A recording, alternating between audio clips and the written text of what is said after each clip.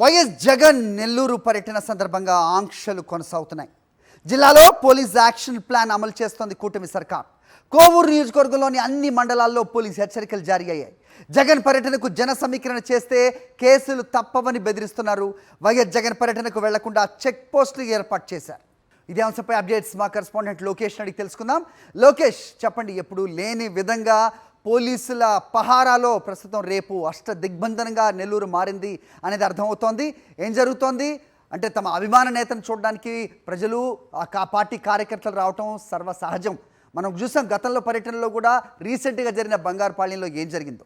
ఏం చేయబోతోంది కూటమి సర్కార్? అప్డేట్స్ ఏంటి? ఏదైతే మాజీ ముఖ్యమంత్రి వైఎస్ఆర్సీపీ అధినేత జగన్మోహన్ రెడ్డి నెల్లూరు పర్యటనను ఎలాగైనా అడ్డుకోలేక అడ్డంకులు సృష్టించేటువంటి ప్రయత్నాన్ని చంద్రబాబు సర్కార్ సృష్టిస్తుంది. చంద్రబాబు సర్కార్ ఆదేశాల నేపథ్యంలోనే పోలీస్ శాఖ ముందస్తు ప్రణాళికతో ఒక వ్యూహాత్మకమైనటువంటి అడ్డంకులకు తెరలేపిందనే చెప్పాలి.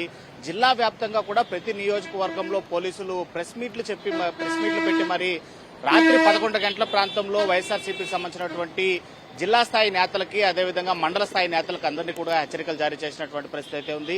31న జగన్మోహన్ రెడ్డి నెల్లూరు జిల్లా పర్యటన నేపథ్యంలోనే ఎలాంటి బహిరంగ సభలు లేవు. ఆయన పర్యటన కోసం వస్తున్నారు, కేవలము పరామర్శ కోసం వస్తున్నారు. కాబట్టి ఆయన చూడడానికి కూడా కనీసం ఎవరు కూడా వెళ్లడానికి వీల్లేదు.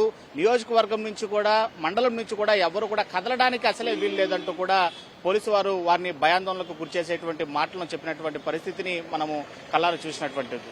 అయితే బహిరంగంగానే పోలీసులు చెప్తున్నది ఏంటంటే ఇక్కడి నుంచి కూడా జనాల్ని సమీకరించకూడదు, ఎవరు కూడా 4-5 మంది వ్యక్తులు కలిసి ఆటోలో ప్రయాణించకూడదు, ట్రాఫిక్ ఎక్కడ అంతరాయం కల్పించకూడదు. అదేవిధంగా నియోజకవర్గాల వ్యాప్తంగా, మండల వ్యాప్తంగా కూడా మేము చెక్ పోస్టులు, అదేవిధంగా బ్యారిగేట్లు కూడా నిర్మిస్తాము. అక్కడ వాటిని దాటి వెళ్తే నిబంధనలు ఉల్లంఘించినట్లే, అలా నిబంధనలు ఉల్లంఘిస్తే ఖచ్చితంగా చర్యలు తప్పవంటూ కూడా హెచ్చరికలు జారీ చేసినటువంటి పరిస్థితి. ఏదైతే ఇప్పటికే అక్రమ కేసులు అరెస్ట్ అయినటువంటి కాకాని గోవర్ధన్ రెడ్డిని, అదేవిధంగా ఇంటిపైన విధ్వంసం సృష్టించినటువంటి ప్రసన్న కుమార్ రెడ్డి కుటుంబాన్ని పరామర్శించడానికి నెల్లూరు జిల్లాకు వస్తున్నటువంటి మాజీ ముఖ్యమంత్రి జగన్మోహన్ రెడ్డిని కల్లారా ఒకసారి చూడడానికైనా కూడా పెద్ద ఎత్తున ఆయన అభిమానులు కావచ్చు, కార్యకర్తలు కావచ్చు, వైఎస్ఆర్సీపీకి సంబంధించినటువంటి నేతలు కావచ్చు, అనుమతులు ఉన్నా లేకపోయినా ఖచ్చితంగా అక్కడ చేరుకున్నటువంటి పరిస్థితి అయితే ఖచ్చితంగా ఉంటాయి. అదే రిపీట్ అయినటువంటి పరిస్థితులు మనం అనేకం చూసాం. ఇటు పల్నాడు జిల్లాలో జరిగినటువంటి పర్యటన కావచ్చు, బంగారుపాలెంలో జరిగినటువంటి పర్యటన కావచ్చు, పోలీసుల అనుమతులు ఎంత మేరకు ఇచ్చినప్పటికీ కూడా అయితే ఈ ఆంక్షలు ఏంటని చెప్పి కూడా వాళ్ళు ప్రశ్నిస్తున్నటువంటి పరిస్థితి మరోవైపు ఉంది. తమ అభిమాన నేతను చూడడానికి వెళ్లడం కూడా తప్పేనా అంటూ కూడా పోలీసు వ్యవస్థ పైన, అదేవిధంగా సర్కార్ పైన ఆగ్రహం వ్యక్తం చేస్తున్నారు.